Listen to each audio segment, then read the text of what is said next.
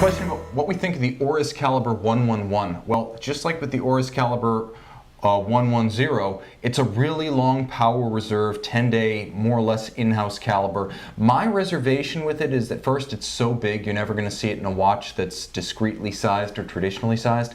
And second, having not had one in-house to test firsthand, I can't say how the single mainspring barrel solution works. In general, watches with really long power reserves and only one mainspring barrel tend to have very high strung and variable discharge rates, meaning that torque goes from being extreme to extremely light. So it's very difficult to get a high degree of isochronism and precision from a single huge mainspring barrel, and that's what the Oris has. There are other techniques, regulations, balance and escapement architecture, things that can be done to improve the isochronism over time. But until I get one in here and I see that 7 days in, it's still running, 280 degrees of amplitude, still sticking to, plus 5, 6, 7 seconds per day or something reasonable, I can't say for sure. Honestly, it exists in a realm where just having an in-house movement is considered to be a triumph. When you're selling at Oris's price range, that's kind of the mindset. So I don't know how it is. It's probably very tough, but I don't know how it is as a timekeeper. From Hypercord, asking about the Omega Seamaster 223450 pre-coaxial, and he's asking, is it pre-coaxial? Yes, it is. And what do we think about this watch?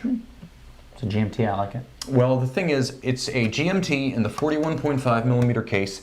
It's an interesting watch because it's one of the first of those Bond style case dial combinations, the 300 meter family, where there is no helium escape valve. Right. So if you don't like that, if you think it's a gimmick, if it gets hung up on your sleeve and you're looking for something a little bit more straight-laced, I like the aesthetic of this one. I believe the caliber inside is a ETA 2893, which is nice because you can set the GMT hand in half-hour steps instead of just one big single-hour blocks. So that's a nice refinement. It's very thin, it's very tough. You're basically getting the same kind of movement you would see in something like I want to say a Panerai PAM29. So you're getting a decent caliber that can keep excellent time, that is a chronometer grade ETA, and it just happens to have a module that gives it dual time capability.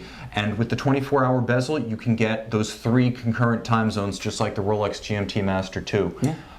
Plus, because it's pre-coaxial, you don't have to worry about it being an older Omega with the first early versions of the 2500.